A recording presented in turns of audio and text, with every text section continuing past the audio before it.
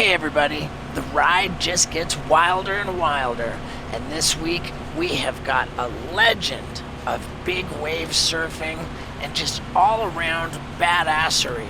So, let's get to it. Ladies and gentlemen, Laird Hamilton. Yeah, dude. I want you to meet my co-host, Scott Randolph. How you doing? Hi, Scott. Aloha. Aloha. And coming from off camera for you, the gorgeous Paul Brisky. Aloha, Okay, Laird. all right, Paul. How you doing? Speed and take chances. Yeah, dude, it's an honor to have you, man. Thank you for doing this, and I can proudly tell you that I do not believe there is a single one of these podcasts where I have not been drinking coffee, which was chock full of your Laird Hamilton Superfood creamer. Well, I'll send you a case. I send you one anyway, but we'll get you a case of that stuff. Dude, we go through it at such an alarming rate, and countless friends of mine, our buddy Tommy, hadn't drank. Yeah, he relapsed off coffee after like 5 years because of it. Yeah. Right. We got everybody That's back not a bad thing. That's not a bad thing. If you're gonna do it, do it right. You know. Oh, dude. So we got to get you this machine. I have a machine that makes everything. You just push the button. It's kind of good and bad. It makes a perfect cup, but it makes it a little too convenient. Okay. So you just have coffee all day. That's the secret. You just never need to eat or anything. Dude, I think I need that really badly because I have I don't even know if it's a growing tolerance, but I just have a progressing addiction where I pile in More coffee. more and more of this Laird creamer. I know. Like it can't be healthy. Like how much of it I'm consuming. I dump it in until I'm thinking like, oh God, and then I dump a little more. I love it. How'd you come up with that? I want to just tell you congratulations for being alive. Thank you, man. That's a big deal. Yeah, you've done a good job. You survived to a point where you're actually sitting down with a remote control. Because that's good. Oh, dude, it's huge, honorable. It's an honorable deed. It's a tough journey down here. Hard to. Oh man, I appreciate that so much, man. I mean it. Yeah, life is really good, dude. I never would have thought that I would be alive past 30. I never expected to make it to 30. But if you asked me at any point, like, what would life look like for you at age 46? I would just probably get bummed out. And here I am thriving. It's really killer, man. How old are you? I'm 56, so I got you by 10. I got 10 on you. I mean, it's inspiring. It's good to have people like that to look up to. Yeah, dude, it's unbelievable. I've always said that before I got sober, Tommy Lee was my little buffer zone. I thought if he's still partying, then I've got 10 more years in me. And then I got sober and I started looking to Tony Hawk. If Tony Hawk's still getting rad, then I got 7 more years in me, or 6 more years. But dude, like you're totally getting rad, right? Like best I can. The truth is that to really continue to be able to push stuff, you got to be healthy. You got to be straight. You just got to be. Yeah. You have to be sober to really deal. Especially now with all the stuff going on. I mean, being in this world right now, if in not a clear state, that would be rough. I wouldn't want to do that. Yeah. I wouldn't want to do that. I've gotten really into ice baths and saunas, and I can totally tell the difference, after I do them. But when did you start doing ice baths, or when did the light bulb go off for you that like it's pretty important? I was exposed to a couple of people when I was younger. Like one guy was a sauna, just a sauna freak, and he would just live in the sauna, and he had some health issues, but it was like the thing that was keeping him kind of going. And he would do eucalyptus and all kinds of oils and do that. So I was exposed to that. And then a hockey player friend of mine, this guy, Chris Chelios, he was into sauna, and he attributed that to like a career thing. And then I always liked cold water. Like I'd be in Europe somewhere in the French Alps, and it'd be like a giant river, and I just strip down and go jump in the, of course, everybody thinks you're crazy, but you just always felt like alive. You come in that cold water and you just get lit up. And so I knew kind of intuitively that those environments were healthy. And then probably the last, I don't know, we're going on probably 15 years of a good solid 10 years of being in, consistent ice tubs. And I mean, when you surf, you're in cold water and I tell people, I go, listen, if you're in your surf shorts and you're in Hawaii and you surf for 6 or 8 hours and it's a cold winter day, I mean, you're as cold as you are in a cold place with a wetsuit on. Like you could be colder just because of that. So I think it's been a kind of a part of my life, but not so just judiciously. I mean, we live with that stuff. Or I'm sauning multiple times a day. I incorporate ice and sauna in my training. It's a part of your life because you just start to feel like you just don't feel right. You kind of go, oh, what's up? I just feel dirty. And then you go take a sauna and do an ice and you're like, oh yeah, back to the equilibrium. Man, I got to get on board. Dude, it's a game changer. You're doing it every day? I do, ice. I mean, ice is a little less inviting, and if you're tired, it kind of hammers you. But I'll wake up early and do a sauna. Like today, I was in there at like 4:35 a.m. and get hot. And like people talk about warming up, it just takes any stiffness out of you, so you get real loose. And then just that, and then I'll do them at night. It affects your sleep a lot as well. So I'm doing a sauna and probably ice 5 times a week, and sauna is almost every day. I mean, I'm in those things, and then I'll do both. Sometimes I'll just do, like on Sunday, I'll go back and forth between the two and do contrast. But there's a statistic that reduction, and you'll appreciate this, reduction in Alzheimer's and dementia by 65% if you do a sauna 3 to 5 times a week. Wow. And my favorite one is reduction in all-cause mortality. I thought you might like that word. That's one of my favorite words. All-cause mortality, which means any way you can die is reduced by 40%. So you reduce 40% reduction in any way you can die. I'm not sure how that works out, but sauna 3 to 5 times the sauna 3 to 5 times a week. That's but then there's all the science behind it. They're doing it for depression. So people they're doing a study on clinically depressed people, and they're running them through a protocol of sauna. And I have friends that had some depression issues, and they start doing ice tubs 3 times a week, and they're like, depression has gone away. So wow. Yeah, it's like if you're clinically depressed and like you take an ice bath, it's like you ask them if they're depressed. They're like, what? Like it'd be hard to be depressed coming out of an ice bath. I could probably pull it off. So you said that you were in the French Alps, and I just couldn't help but be curious. What would bring you to the French Alps? Is that surfing? No, snowboard. Well, obviously not the ocean. No ocean there, but snowboarding. I was in Europe, and I was there for windsurfing, and some crazy French guys told me, hey, we want to take you up because they heard that I like to do, helicopter skiing, dangerous stuff. So then they're like, okay, well, we'll take you to the French Alps. And I think it was like my 3rd day or something. They were sending me off of down some giant run. And I'm looking down like, where do you even go? And the French guys are just, yeah, you just go straight. And I'm going, well, then what? And he goes, well, you just keep going straight. And I'm like, so you just go straight the whole way. And I'm like, sure, I'll do it. And just, you can relate. Yeah, it's crazy. That makes me think of Tony Hawk was telling us about being with you on some big waves, I feel like. Oh, yeah. Or you took Tony out like tow-in surfing or something with him and his brother. Him and his brother. Yeah, him and his brother. It's crazy because you, with the snowboard guys, is probably the equivalent of Tony with you, right? Like, Yeah. You're just a victim to him. You just hope that the guys you're with are going to be nice to you. You know what I mean? Because you don't know. Because there might be like, hey, this guy thinks he knows what he's doing over here. Let's, subject him to like a cliff or something. So you're kind of like, hey, like, are these guys going to try to send me into the wolves or? Yeah. It's like when you're in turbulence and you see a flight attendant and like her face is straight and you're like, okay, I'm cool. It's like people probably look to you when they're surfing Jaws or something like that. Yeah, except for like in that case, if the plane goes down, you're both in the same situation. In this case, it's like Tony drowns, Laird's fine. Plus, if Laird's not scared, that's not necessarily indicative that you shouldn't be. Yeah. Right, exactly. It's like Manny, the shark guy. You know, like if he says it's cool, that doesn't mean shit.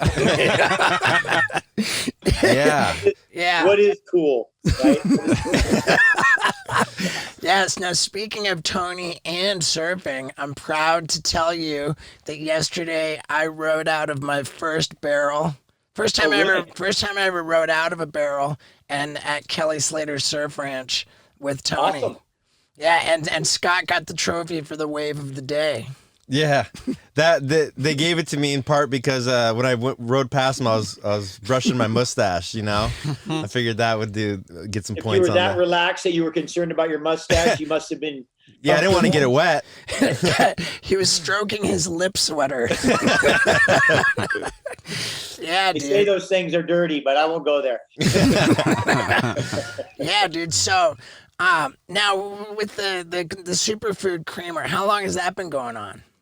We're 5 years in right now, so that's been 5 years, and we just actually went public this year. So we went public. So we're on the which who would ever thought? It's kind of like, I bet you in your life you never thought you could do all the things you did Sure. and then be sitting where you are.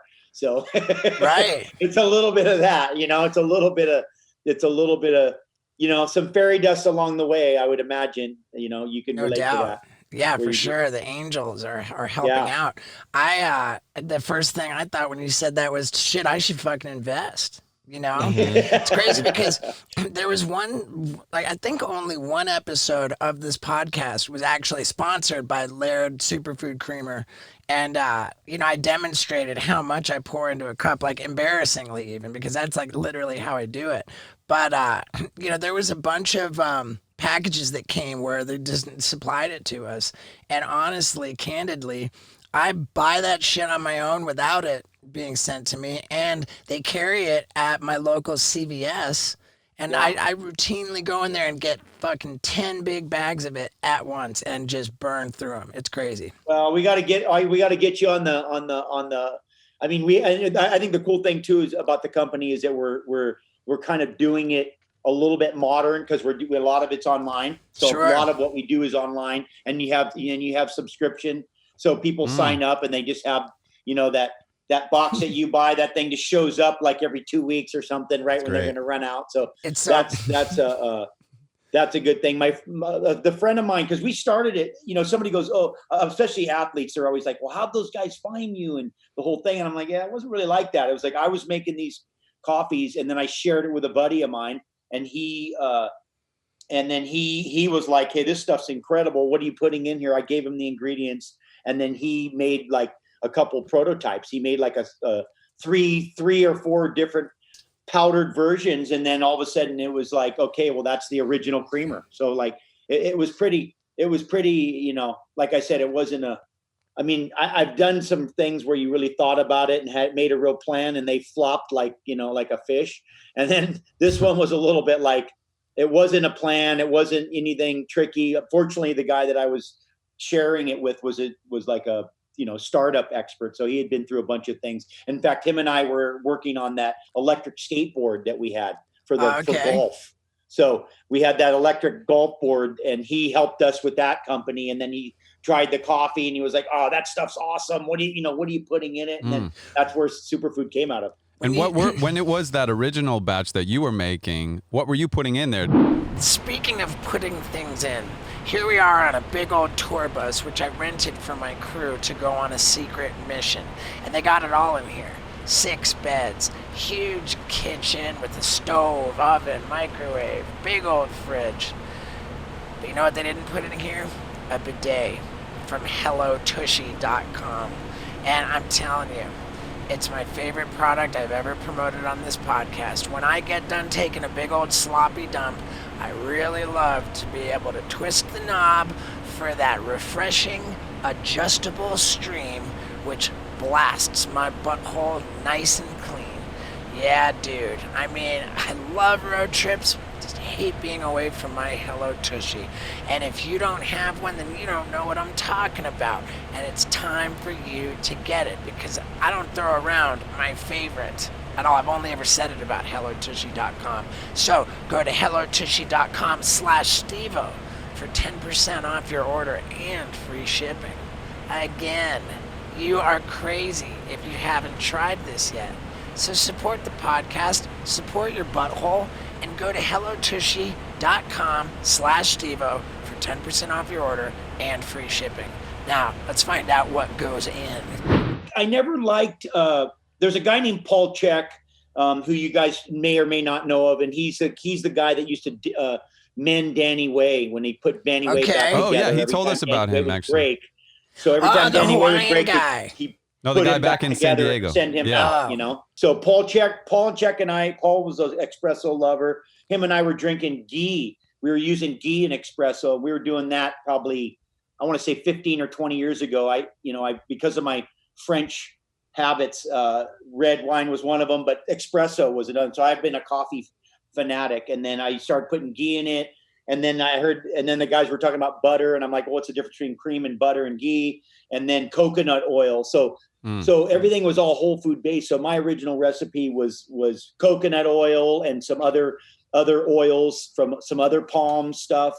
And I made, like I said, I had a concoction that I would make that I'd put different things in. We were putting some minerals in, or some, we got those performance mushrooms. I was just using coffee as like a platform to put a bunch of good nutrients. And then we started realizing that when you eat food with fat, you absorb more nutrients. And that's why you do stuff like put butter on vegetables and olive oil on a salad. It's all about nutrient absorption. And so the body's getting the brain wants the fat, so the body pulls it in, and then you get the nutrients. So it ended up just being a really great place to start. And plenty of people drink coffee and put a lot of garbage in it. So it was a real opportunity to kind of help people get out of their, all that refined sugar and all that other stuff that's probably better for painting houses. Get that out and get them some real stuff. And so that's really but that was the basis of it. And I had, like I said, I had a recipe because I'd been playing with ghee, and then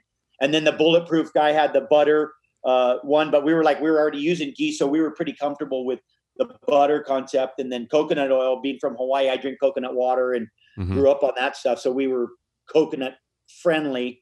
And it just, like I said, it all kind of came naturally from just stuff that I've been exposed to, and kind of, how it is. It all kind of comes together, and you're like, wow, I didn't think that those things were going to influence that other stuff. But. So great. He says coffee as a platform to like get other stuff. And I thought it's like, like I use French fries as a shovel for ketchup. But if you had a really good potato and you were shoveling some really good other things, then that probably wouldn't be that bad. So we're just trying to keep you with your French fries. You can keep your French fries, but let's make the French fries better, and let's make what you're dipping them in better, right? Laird, can you make Laird's Superfood ketchup for me?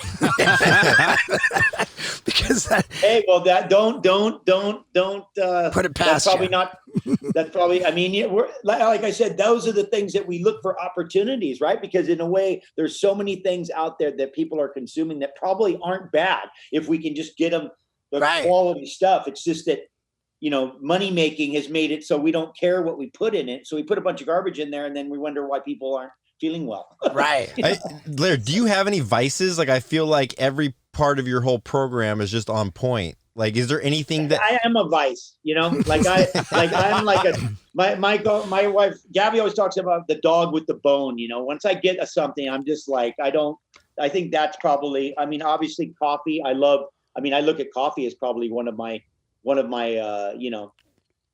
great vices. I mean, that's the thing that I really enjoy. I enjoy it. So, and I believe that if you're doing something every day, it's probably good to try to do it with the highest quality you can. Like if you're going to, whatever you're doing, if you're going to eat French fries, then make sure the potatoes are good.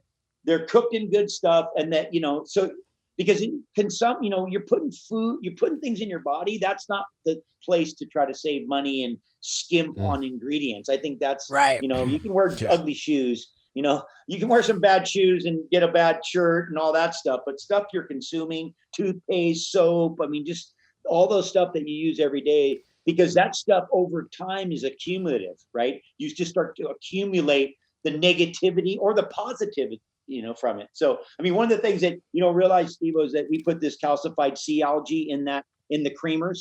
So the minerals that you're getting are some of the most bioavailable minerals. And the fact is that most of our food is mineral short. like what most of the food that we eat doesn't have the minerals because we don't fertilize like we used to and all that stuff. So in a way, that's all so I'm actually making you healthy. Right, but wait a second, Laird. I distinctly remember when I was a kid, my Fruity Pebbles said they were fortified with vitamins and minerals. Yeah, it's just you couldn't absorb any of them. They were putting them in there. They were just going out. That's funny. I remember a box of that shit was never big enough. Good. Oh man, Captain Crunch, man. I used to get Captain Crunch, and I'd smash it down in the bowl and then pour the milk in there. My mom would come home. There'd be like a half gallon of milk would be gone. She goes, "I just bought this yesterday. What happened?" I'm like, "I had lunch." She's like, "What did you have?" Like a whole box of cereal and a half gallon of milk in a salad bowl. That was like. Right, until the roof of your mouth just couldn't stand one more bite. I mean, it's crazy with the cereals now. You're drinking like it's equivalent to having like 3 Coca-Colas for a couple bowls of cereal. I know, the amount of sugar. It's crazy, man. So, dude, let's talk about surfing, man. Like, are you out there with like? Where are you right now? I'm in California. Okay, cool, man. I'm in Malibu. Yeah. Nice, dude. And when's the last time you got on some like serious big wave shit? About a week ago. Nice. Where? The last swell that came in? Up north. I was up north in like Oregon, Washington area. I was traveling up the coast, just looking at some potential waves. We're riding these hydrofoils right now. Mm-hmm. So we're riding these hydrofoils, and the hydrofoils are allowing us to ride waves a lot earlier and kind of look at waves differently. So now we're starting to kind of look for waves that are potentially good for hydrofoiling, which aren't necessarily the ones that are optimum for surfing. And most surf spots are kind of crowded. So it's opening it up. I mean, I was in Nazare last February on the giant swell there. I tried to go to the huge swell that they had in Europe this last couple of weeks, but because the French, we won't let the French in, so the French won't let us in. One of those things. I got to the airport, have my stuff, and they're like, "Yeah, sorry, you have a French passport." I'm like, "Yeah, I don't." And so they're like, "Oh, you can't get on the plane." But no, I'm in pursuit. I'm still in pursuit. So and part of it is because I'm doing it a different way. I like the concept of doing things you haven't done before. I think that's interesting. Well, for sure. I think that you could take that a step further and say that you like the concept of introducing the world to new ways to do things that have never been done, right? Like, wasn't toe-in surfing like entirely your brainchild? Yeah, well, it was a buddy. It was my friend. I'm always about credit and whose thing and whose idea. I have a saying that there's nothing new. It's just a new application of an old idea. And in a way, I mean, I think I've been involved with stand-up. I've been involved with foiling. We're involved with kiting. I have some innovations in fitness stuff. I like innovation. I think it's good. I mean, part of it is, and you can relate to this, I don't mind if people laugh at me. I'm good with that. Like, it works. It's cool. Like, I don't care being a kook. I don't care about being a beginner. I know it's only temporary normally. If you do it right once, you probably won't be a beginner. So I'm good with that stuff. I think that's helpful. I think that helps me try new things, because I'm not like, hey, this is what I do, and I only do this, and I don't go outside my my rails. And I think that's allowed me to kind of without toe-in there, places like Nazare, which is considered, where the big waves are being ridden right now, wouldn't be happening. And the waves at Chopu and Tahiti wouldn't have been, the waves that have been ridden because of that technique, are far beyond anything that we were even, that we comprehended. We couldn't believe that they were possible. So that's, and I like that. I like that stuff. I think that for me, that's, it's a pretty fulfilling thing to be able to do that stuff, to be able to, they say there's two kinds of people. One person fulfilled by beating others, and then another person's fulfilled by accomplishing things. And creative people are fulfilled by accomplishing things, whatever those things are. You can relate. You've done some shit that no one's done, and it feels good. Not because no one's done it, mostly because you haven't. But there is something satisfying about about accomplishing things, even if they're as off the wall as they can be. I think there's probably a good amount of overlap between those two types too. I remember at one point we were in Niagara Falls on tour, and I just like, ended up like watching a video about all of the various people, like every single person who deliberately went over Niagara Falls. Yeah, in a barrel or in in a barrel. There was a kayak. And I was struck by how it seemed that the success rate for people who really like sort of gave it some thought and did a little bit of homework was pretty high. And I all of a sudden became consumed with the idea of going over Niagara Falls in some kind of contraption. I was reaching out to different people who, what was the Yeah, we reached out to somebody at JPL. Yeah, the NASA people, like fucking to make, and I was just going down this rabbit hole, and then my buddy Chris Pontius just ended it in one fucking sentence. He said, "Dude, it's been done." Because we don't do shit that's been done, dude. You know, give it up. And I think that was his way of looking out for me. Of course, at the end of the day, I'm actually such a fucking pussy. I don't think I ever would have done it. I mean, the first person to ever do that was the girl who went over in a whiskey barrel. She was 65 years old. She went over in a fucking wooden wine barrel, dude. Yeah. And I bet she drank it first. Probably drank the barrel full of wine and then said, "I have this idea. I'll go off the." Dude, it was like one of the least prepared people, and she comes out fucking at the bottom. She says, "Oh, well, that wasn't much fun. I ought not do that again." Yeah, fuck. Oh my god! But yeah, so that's like the idea of doing stuff that's never been done is really pretty awesome. I mean, when you rode Chopu, and it was in that documentary that you guys did. I mean, after you do something like that, I remember, I believe his name is Derek, was saying that, you know, you were on the wagon for a while and you had a beer that night after you did that. I mean, like, are you, we were talking about being depressed earlier, but like after you do something so fucking crazy like that, like it's kind of hard to move the needle for a couple weeks after that, right? When you're coming that close to death. And let me tell you something about death-defying acts. You don't wait 2 weeks for another one. You ride wild all the time for life, forever. And you'll wear a whoop strap on your wrist so that you know exactly what is going on with your body. What's a whoop strap? It's just the most sophisticated, awesomest fitness tracking device out there, and it works very simply with an app on your phone, and it tells you exactly how much rest you're getting, what kind of rest you're getting, what kind of activities you're doing, what your heart rate variability is. I mean, I'm telling you, there's nothing out there that will give you more insight into your health and fitness than a Whoop strap. And I love it, man. I've been wearing it forever. I don't even ever take it off because the battery slides right onto it to keep it charged. I'm telling you, if you haven't tried this, you're out of your mind. So, let's get you over to whoop.com. That's WHOOP.com. And use the promo code STEVO for 15% off at checkout. I'm telling you, man, if you don't have your Whoop strap on, you are blowing it. Now, go to whoop.com, use the promo code STEVO, 15% off at checkout, and let's talk about defying death.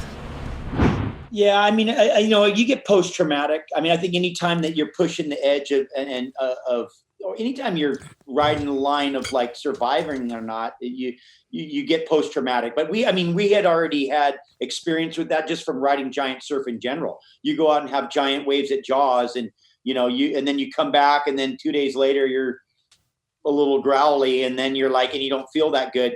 And then you start becoming aware of it. And then you start learning how to combat it and start going, okay, well, after you do that, don't indulge yourself in things that are going to make you more depressed. Get a massage, go to sleep early, eat good, like start to like nurture the system to help you recover. But post-traumatic's a real thing for anybody pushing the edge whenever you feel like death is present, right? So if you feel like, hey, I could die right now, and you really understand you can, and you feel like that death is there. I mean, you're going to get because everything's going to go on. So the whole system's going to be at max. All your awareness, everything's going to be focused. And after you come down from that, and the body goes, oh, now we're safe. You're just going to be like, you're going to get whacked from it. So I think there's another sort of perspective on that though too, which is less about the trauma of it and more about like the accomplishment of it. Like say for Yeah. example, Yeah.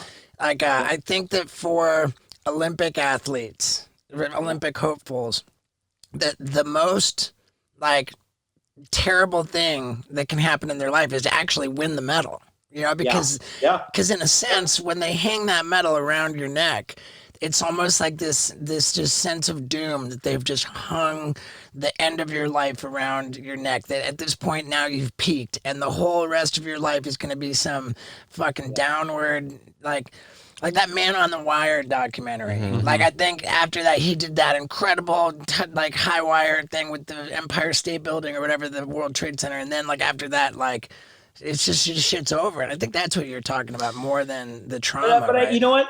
But I bet there's another actually there, and there's something in line with what you're saying. There's a piece to that, which is that you think you're going to do that. You think when you do that, all of a sudden the world's going to be different, and then it's the same freaking world. So it's part of it's that too, right? It's like when I win that gold medal, it's going to just take care of all these problems, and then you're like the day after, you're like same problems, and you're like, I didn't. I mean, I could say in my own career that I got to a certain point where like I go, hey, listen, if I can ride the biggest waves, the best, and everything's gonna be cool and it's gonna take care of it all. And then you I mean, whether you're doing that or not, whether you think you are, whether people say you are, whatever, but you get to a position where you're like something's happening like what you want, and then all of a sudden you're like, whoops, nothing happened. You're like, now what?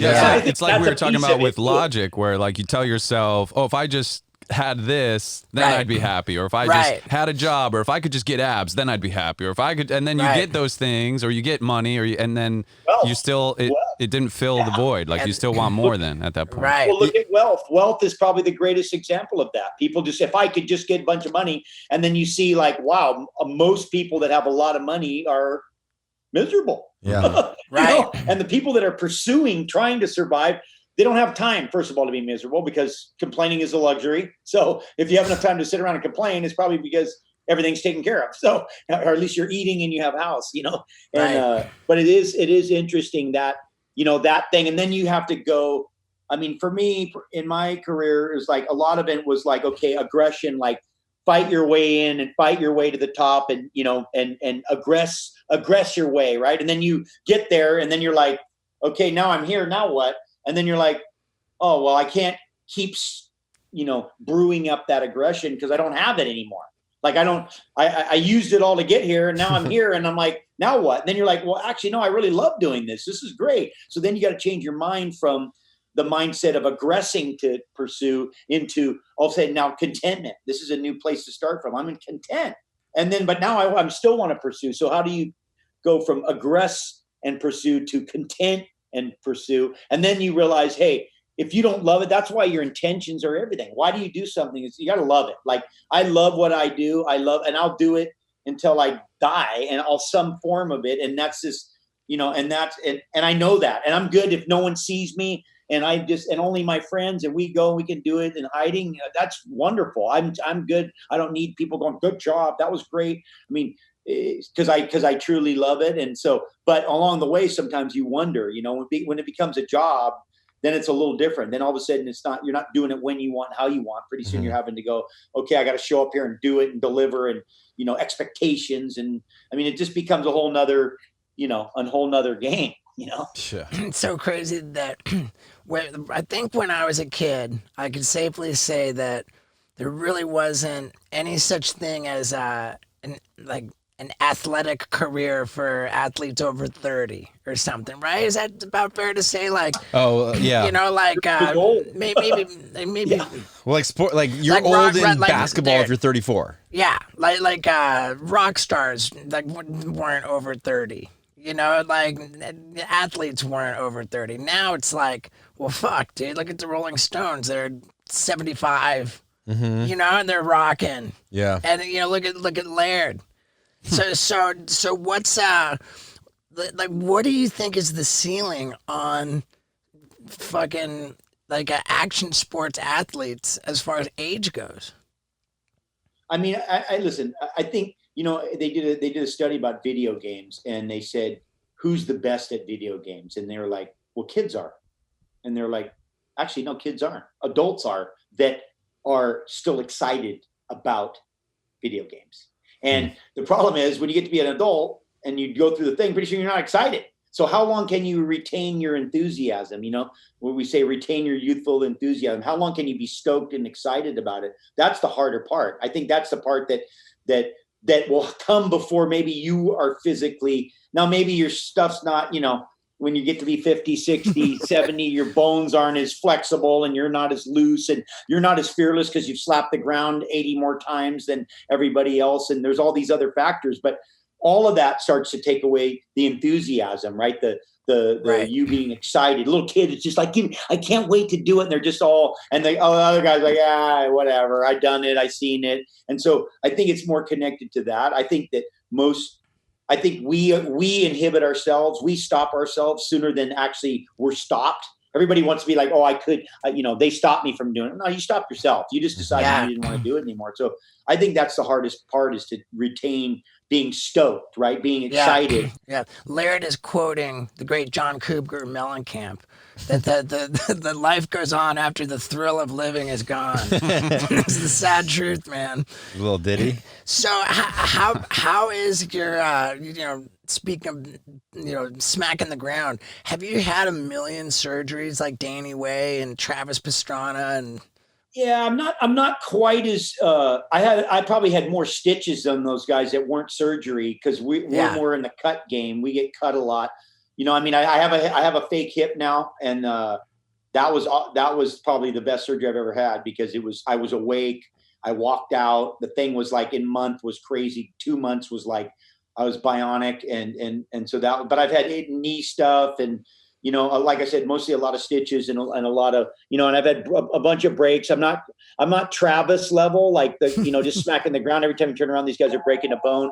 Danny's the same way. Yeah. Danny's, Danny, the same kind of breaks, but I've had a ton of, I've had more than I can count. Let's just put it that way. Right. I attribute injury to really kind of fitness and wellness and being healthy, being more understanding about what it takes to be healthy through injury. Because, I look at injuries like a form of failure, and, you evaluate when you fail. When you succeed, you don't evaluate. If you just keep winning and never get hurt, you never really evaluate. But when you lose, you're like, hey, what did I do? And when you break shit, you're really like, what did I do? Like, what did I do wrong? And how do I get back to be strong? And that's where I think that's where a lot of the training comes in, lifestyle. You start being concerned about, sleeping good and eating good and training hard to recover. But I've been hurt. I have my boards through the face and split heads and bones and compounds. And I've had all that. I've had all that fun. I think that we arrived at the conclusion that Danny Way plus Travis Pastrana equals Matt Hoffman.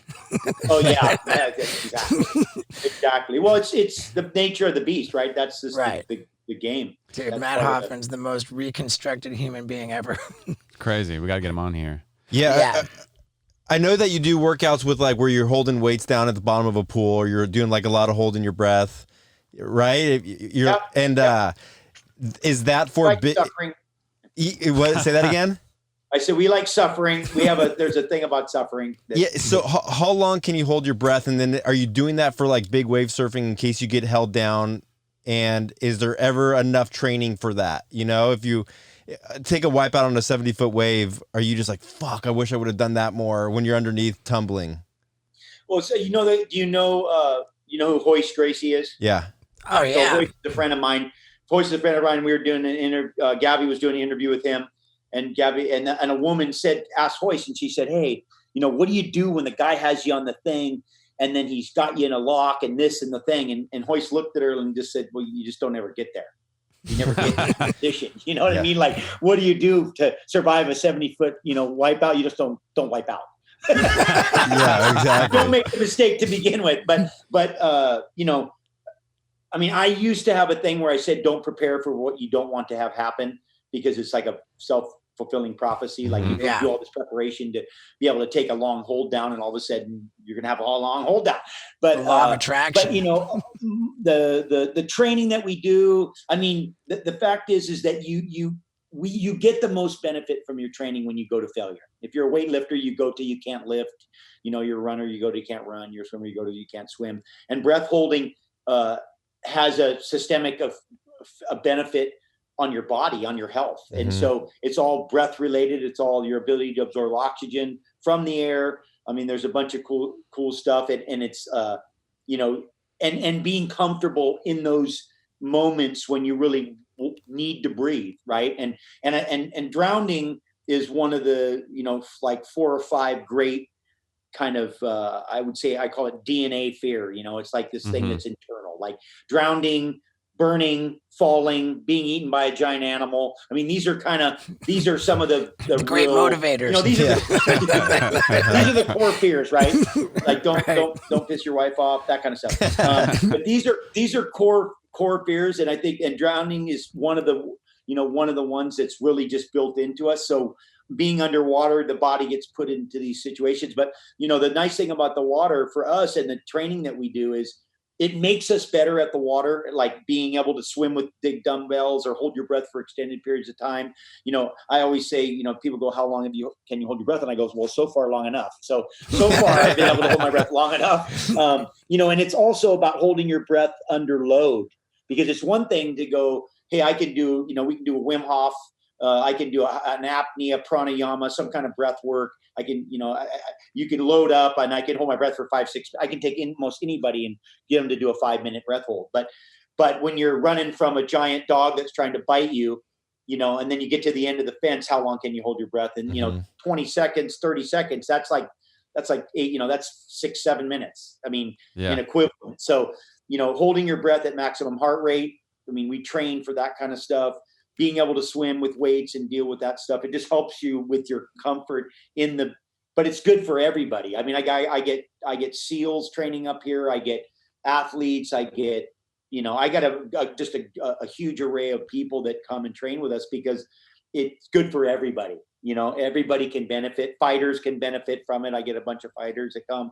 I get just a really broad group of people, and there's no one that doesn't benefit from the water training. And then it's okay, well, now there's no impact, and so you can work harder, and you can, you know, it's like I got basketball buddies that, you know, end up jumping higher. You know, they've been playing for 12 years in the league, and all of a sudden they're, you know, they gain a couple inches on their vertical because of the volume of reps you can do. So there's a bunch of stuff in the training, and you know, in the training, we just do the same thing that we do with everything. We just kind of are exploratory. We just play with stuff and get ideas, and, you know, and try to be innovative. Make it, I mean, listen, the truth is I get bored easily, and just, you know, you tell me to swim laps in a pool, you know, it's going to be like the orca with the floppy fin. I'm going to be over there in the corner, you know, trying to eat a trainer or something. But, you know, if you say, hey, get this dumbbell and swim it over there, and then when you get there, jump up and down a few times, and, you know, and I mean, Gabby and I did a drill yesterday where we were doing these things called gorillas, where you have 2 dumbbells and you do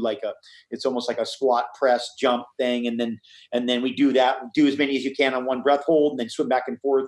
Just, I mean, it's working, you know, it works. And it's beneficial for everybody, but it definitely does affect the way you are in the water, your comfort when you're, you know, if you do make a mistake and you're at the bottom of the ocean, you have a comfort of being okay there because you've been there before. Right. You're not going to panic. You know, you're good with it. Mm-hmm. You know? Do you have like as part of being healthy, like a meditation practice, yoga, like spiritual stuff?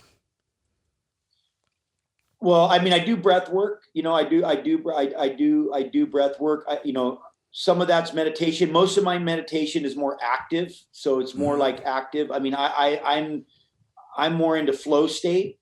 When you think about my spiritual practice, it's flow state. My relationship with nature. I mean, I have a pretty intense relationship with nature. Yeah, you do. I talk to the hawks. I talk to the hawks. They talk to me, and I'm here. The hawks are circling. We're communicating. I come out in the morning. The hawk's standing on the pole looking at me. I look at him. I go, hey, good morning. I have no trouble believing that. Yeah. But I think that's the extent of my spirituality has a lot to do with my relationship with nature. Like my time in the ocean, my awareness of nature and being in it. And and the sun. I do solar gazing in the morning a lot of times. In the evening, I'm breath work. It's just all part of and I think the heat, the ice, all that stuff is in there. Is in that practice. I think it's kind of included. You ever gotten in the ice with Wim Hof?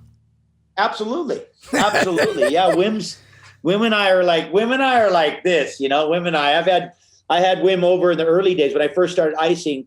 It was funny because I was reading the Iceman, the book, The Iceman. And then one day, like Wim Hof comes over and I go, oh, Gab, Wim Hof is coming over. And she's like, Wim Hof, the guy you're reading about the book? I go, yeah, he's on his way over. She's like, are you crazy? So Wim came and Wim and I, I got Wim in the pool and doing some swimming and started playing in the ice a little bit and did some breath work with Wim. That was great. That was nice. I've been, I really appreciate breath work. I think breath work is probably where you're going to get some of the most kind of powerful spiritual transformations. You're going to definitely breath and spirit. I think breath and spirit are together. Obviously, when when a baby cries, when takes its first breath, I think the spirit possesses him. And normally in normal death, when you stop breathing, the spirit leaves. And when people have out of bodies and stuff, I think it's related to breath. So breath work works for meditation and your spirituality as well.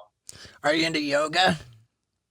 Yeah, I've done yoga over the years. I kind of dabble in it. Like lately, my routine, I probably haven't done enough of yoga, but I do yoga. Like I said, I kind of have a tendency to kind of go through moments. Like I'm into yoga and then I'm into some other kind of cardio stuff. And, I'm just doing different practices at different times. How about cycling? Huh? How about bicycle? Bicycle? Yeah, I do stand up. So I have a bicycles without seats and you stand on them. And then we just do hill climbs and stuff. Just because the biking posture is pretty hard on you.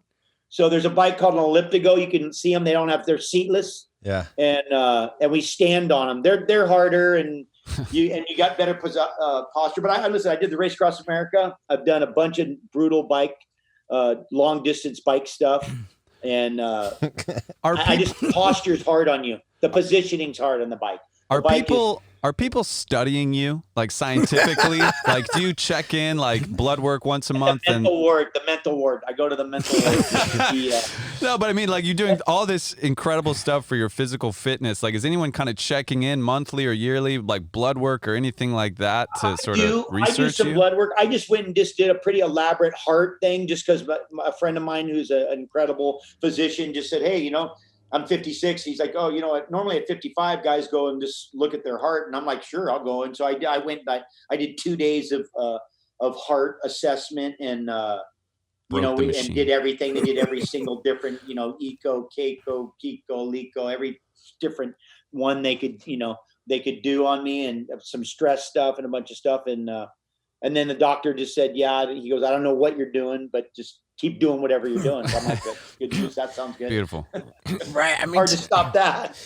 But to hear Joe Rogan describe you is it's like he's talking about a superhero. It's pretty awesome. Yeah, he's generous.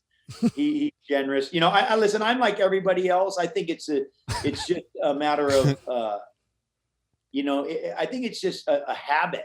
Just creating habits. It's just what do you want to do and. I know that unless I'm moving consistently, I'm not as good a person as I can be. I'm a better person when I do these things. I'm just better for my family. I'm better for my friends. I'm better for myself. Yeah. Food tastes better. Everything's better. Everything's just better when I do it. And when I don't. And so, that's how I, and I have a tendency to just ramp stuff like, hey, if 200 is good, then 220 is good. And if 220 is good, then 240 is. And if 240 is great, I just sent Joe a video just the other day because we were laughing.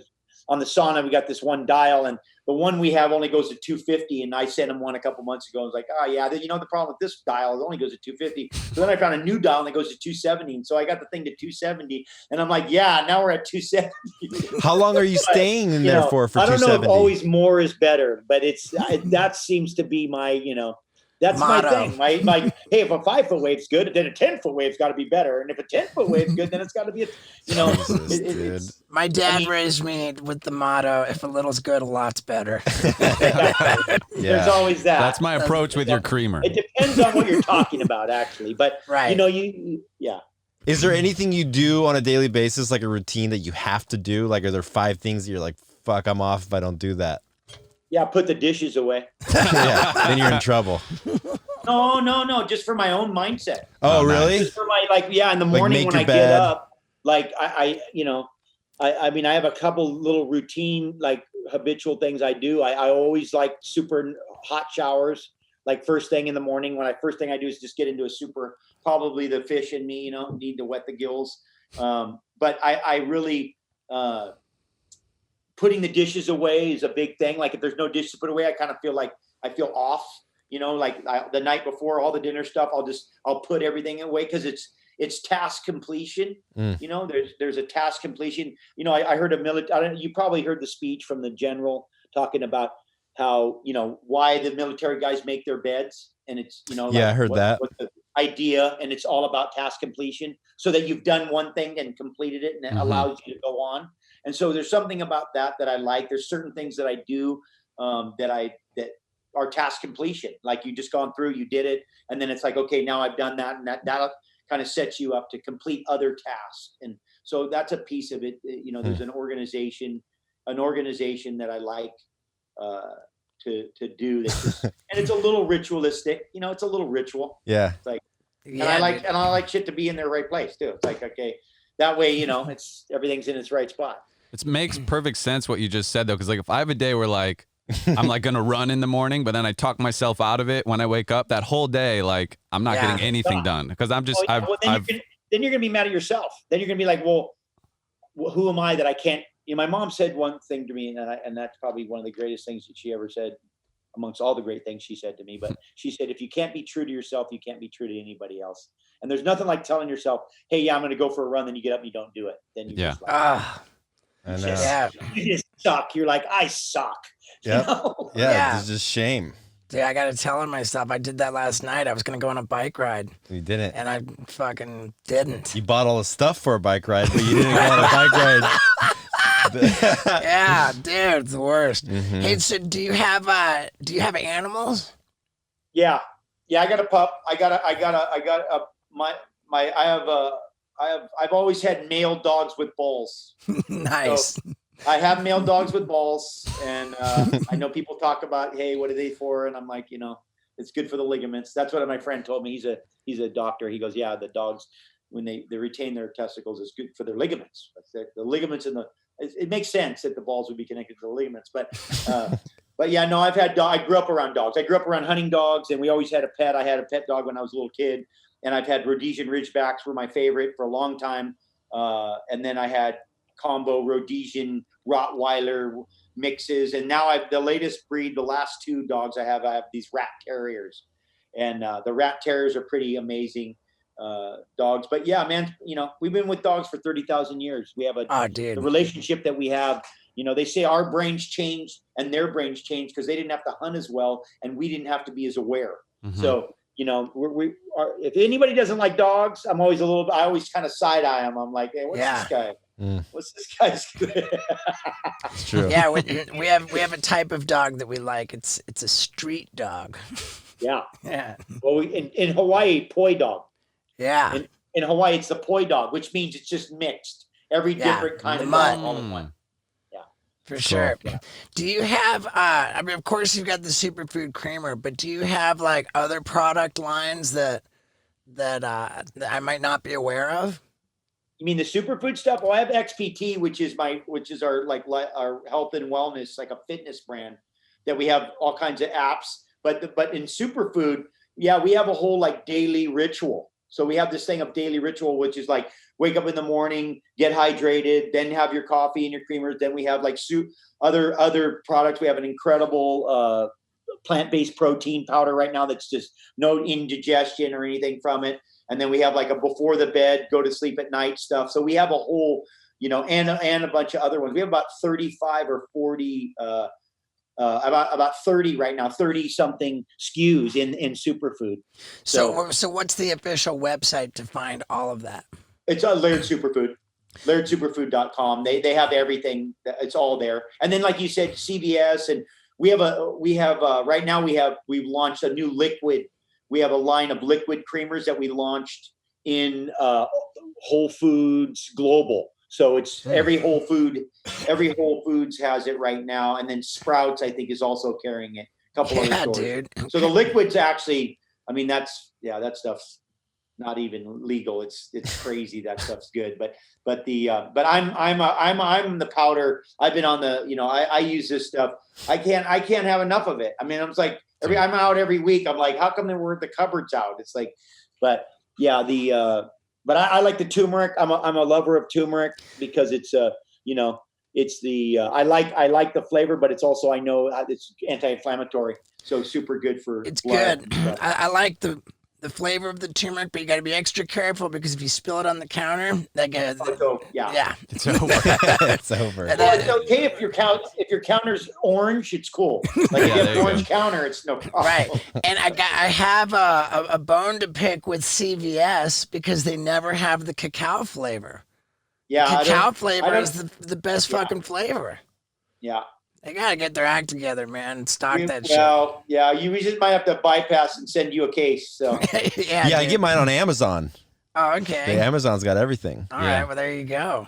Dude, talk about promoting Laird's shit. I love it, man. For sure. It's the best. I was like a black coffee purist, like elitist. I was like, if someone put cream in their coffee, I sort of judged them. But now your coffee or your creamer, like my coffee doesn't taste right without it. I really mean that. Like it's so good. Well, I have some news. We just had one of our kind of latest innovation is that because I know that there's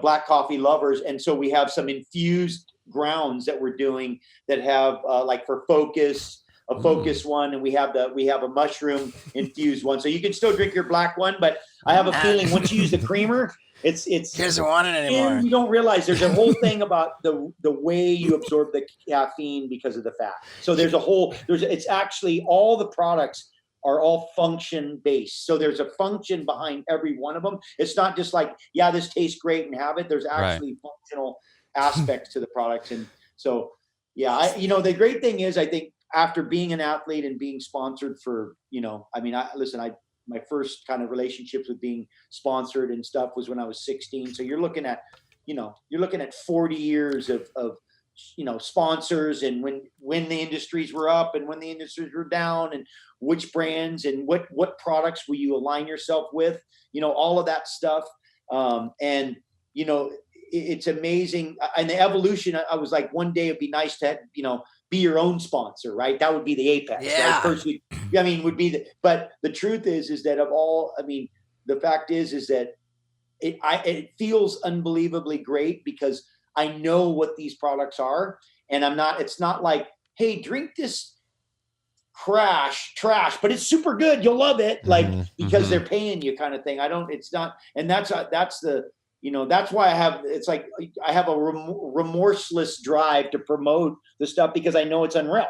The stuff's awesome. I use it every day. And so it's like, you know what I mean? I'm just saying, like, you can relate to that. Like, hey, sure. It's like, because there's a lot of times you got to do stuff to survive where you're going, hey, you know what? Use this or try this, and you're kind of like, that stuff, I don't know. Like energy drink sponsors, Oh my God, yeah. Like I feel bad even asking. I'm not even saying a name. A lot of athletes. You just energy drink sponsors. Exactly. Right. I mean, so I've asked various people who are sponsored by energy drinks, be like, dude, I get that it's on your helmet, it's on your board, whatever, but like, you don't fucking actually drink that shit, dude. What are you drinking, 4 of these a day? You'll fucking die. And there's one guy who said, "Nah, dude, I fucking drink it." and he's not like a young guy. Yeah, he's not even a young guy. And I thought, dude, that's great, man. There's integrity in that. I think that we've been pretty like, I'm proud to say that for the stuff that we promote, like on the podcast and just in general, what we align ourselves with, like there's nothing I promote that I don't stand by, that I don't use. Yeah, I have Laird. I have the Superfood creamer in my car, and I just take key bumps as I'm going to my next destination. Meanwhile, Paul's over here saying, black coffee, I'm over it. But I'll put your Laird creamer into your Laird infused black coffee. Yeah. I'll put creamer in that. But you know what? But it's interesting though when you talk about it too, because I throughout your. And listen, sometimes, you just got to do what you got to do to survive. But I always used to say, when you can say no, it doesn't mean as much as when you can't say no. Right. It's like when you can't say no and you say no, that just is a little more powerful. It's like later on when you can say no, then it's like, oh yeah, I don't do da. And in a way, I think that it's a responsibility. And unfortunately, you see it a lot in professional sports and stuff. You see like these guys promoting stuff and you're like, yeah, that's giving a lot of people diabetes, buddy. Like, you think you make enough money already? Do you have to like tell them to eat that? And you have a responsibility. Like people are looking up to you, and kids are looking up to you, and they're looking at you like, hey, you're the guy, and you're saying, yeah, just have a little more of that poison. It's going to make you great. And you're like, I don't know. I just think there's some sort of karmic bill on that for me in my world that I live in. I just feel like, yeah, you know what? Maybe not now, but at some point you're going to have to walk up to the big guy and be like, yeah. Maybe I was, right. Take your punishment. I love that, man. Laird's really got me rethinking this offer to be the next Colonel Sanders. All the people who dress up as Colonel Sanders, it's like, oh God, dude, fucking poor bastard. That's so funny. I got a question. This is pivoting a little bit, but I just watched the David Attenborough documentary about how much the climate and the world has changed in his lifetime. And you being a guy so in touch with nature and you've spent so much time in the ocean, how have you personally seen, or have you seen the ocean change in your lifetime, and in what ways? Well, I think the whole world, that it's impossible if you're at all observant to deny the fact that the weather's just not acting like it. Right.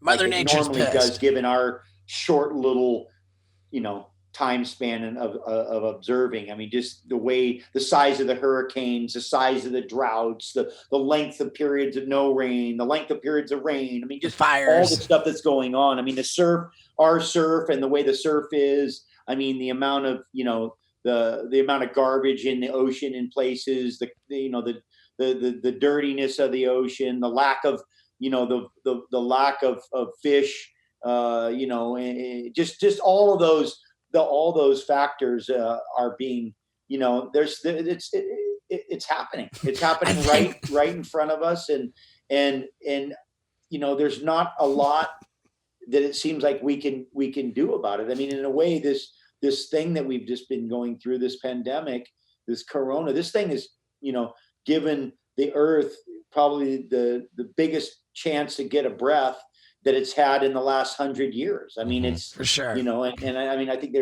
people have seen results of that. People have looked around and they've seen like, wow, certain things are just making a comeback just because they had, 8 months or 6 months of just a few less, jet planes or a few less boats or a few just, sure, a few less something. But yeah, I mean, yeah, we're definitely going through. We're going through some. Obviously, we're going through it, because of what's going on right now. But the Earth is going through. I always say, I tell people, I go, yeah, the Earth is sick. It's got an illness. It's called humans. It's like, for sure. I mean, that's the unfortunate truth. And I don't see an obvious. I think there's small ways that we're all trying to attempt to make a difference. But I think that, when you see just the volume, can't handle this amount of people. I mean, we just have too many people. There's just too many people and too much need to. But Paul asked what was really sounded like a great and just inspiring question, and Laird's answer was, you don't have to be a superhuman who spent his whole life in the ocean to see the obvious. Like the world is fucked. Like anybody can tell you the world is fucked. Yeah, definitely. Unfortunately, that was. But being a big wave guy, do the hurricanes help a little bit? Yeah. Like, are there bigger waves sometimes because of all this crazy weather? There's more Category 5s, right? Which is pretty good for Nazare. Yeah. I mean, we're obviously we're getting real sporadic stuff too. We're getting like a big one and then nothing for months on end. So we're not necessarily getting. Lately, I mean, we're in La Nina right now, which means that the jet stream isn't like right over the Pacific. So we're getting like, it's a terrible North Pacific season thus far. The Atlantic is getting some freaky big ones, but these big radical storms, I mean, these are signs of like, be careful. Like we get the right situation and, it's going to shut things down. I mean, it's just, you get some heavy duty, you get if that current stops in the Atlantic, all of a sudden, France Europe goes into an ice age. I mean, and this stuff can happen quick given how quickly the weather's changing. But there'll be some giant ones. I mean, and the selfish side of it, but then there's also, like I said, like we're going through one of the flattest seasons that we've experienced in the North Pacific, this year. Sure. But sure, and I'm just joking about that being it's not a benefit, Yeah. I mean, hey, dude, take it where you can Silver get it. lining. Yeah, take the silver lining. Well, fucking hey, man, right on, dude. I think I don't have any more questions. I had one last one, and then you have everything dialed in. It seems like you got the health, the spirituality, and beforehand, Gabby answered the Zoom. And then you guys had a really good communication. She was calling you. What's the key to like a successful long-term marriage?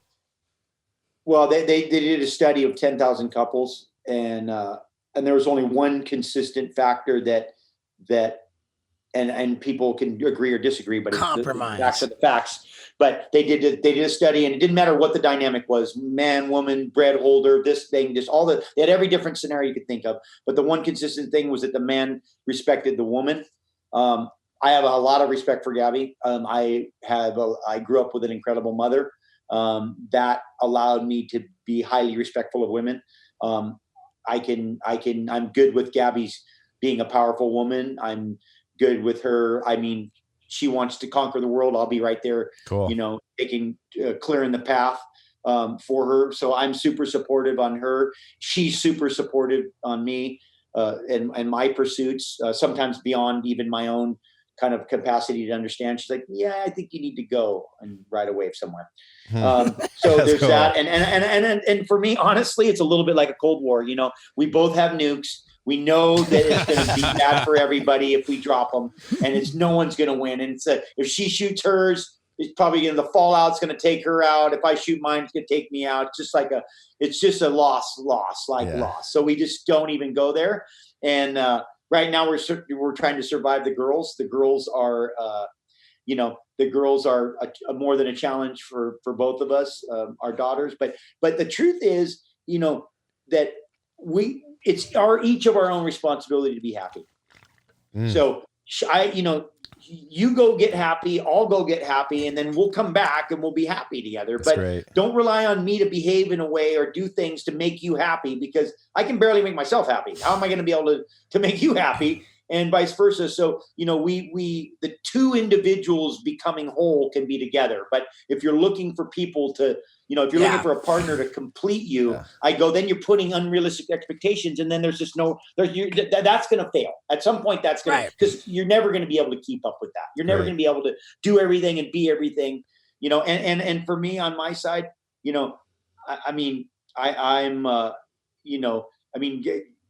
Gabby told me once, no one's above survival, right?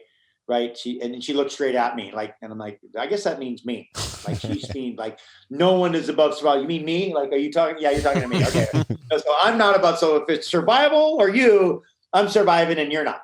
So I'm like, I got that. But but also too, I think that it's in our relationship, and because there's so many different dynamics, I think it's important for people to assume their roles. It's like, and there can be, a man and woman can be together, and the woman can be the man, and the man can be the woman, and a woman and woman can be together, and woman can, everybody can be the thing, but there's got to be a male and a female dynamic in that, because that's what works, right? So, and it's like, I'm the one that, like, if there's something outside and it's dangerous, you probably send me out there, and if the toilet breaks and there's crap everywhere, you send me in there. Like, there's certain things that I'm good at, that you call me in. Like, if there's a fire, I put the suit on and they go away and they're safe, and I'm going to fight the fire. It's like, that's what we do. Yeah. So, and I think that that's and her, making the house and making sure everything and the details, that's her, she excels at that, and she assumes that role. So we assume our roles that make it possible. And I think this, that's why we've survived thus far. Let's just put it that. We're going on 25 years. So we have 25 years coming up on the 30th of this month. I better remember that day. Congratulations. Yeah, dude, so rad, man. Well, fucking A, dude. Thank you, Laird. Hey, thank you. I just maybe we'll get to see in person. Sometimes maybe we can get together. Yeah, I'll get you to come over and train. I would love that. I'll get you to come into the deep end. Dude, dumbbells. I love that. Ice tub baptism. Dude. Come on. Yeah, come on. Do it. Dude, I'm in, man. I'm in, dude. Hell yeah, brother. Thank you so much. Aloha. Man, what a rad bro. And what a legend. Now, those of you who are watching this on YouTube, seeing this amazing background, gotta be wondering, where the hell are they and what are they doing? And I told you, it's a secret only for the people who stick around to the end of the podcast, because I love you so much. I'll tell you a little bit. We're in Utah, and we're on this crazy mission, driving around, giving tattoos, okay? I'm not telling you anymore, because it's a secret. Yeah, dude, thank you guys for listening and watching. Whatever.